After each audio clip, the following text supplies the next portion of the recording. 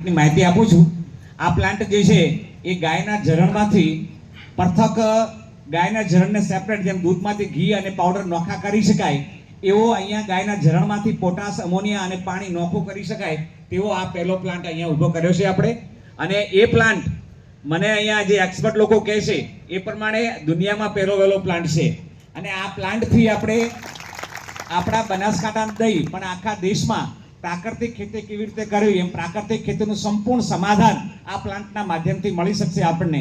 આ પ્લાન્ટની સાથે ગાયના ગોબર અને જે ગોબરમાંથી કમ્પોસ્ટ ખાતર બનાવશું એની સાથે મળીને જો એનો ઉપયોગ કરશું તો 100% અત્યારે જે પ્રાકૃતિક ખેતી કરી રહ્યા છીએ તેમને ઉત્પાદન ઓછું મળે છે એવી શિકાયત છે। પણ મારી સાથે અહીંયા ઘણા બધા ખેડૂતો બેઠા છે કે એમને ખબર છે કે 100% ઉત્પાદન મેળવે છે, એક પણ ખર્ચ વધાર્યા વગર એમને જેટલું ઉત્પાદન રાસાયણિક ખાતર મળે છે તેટલું આમાં મળી શકે એમ છે। તો આપણે જરૂર છે અવેરનેસ લાવવાની, સમજવાની અને સમજીને આગળ વધારવાની।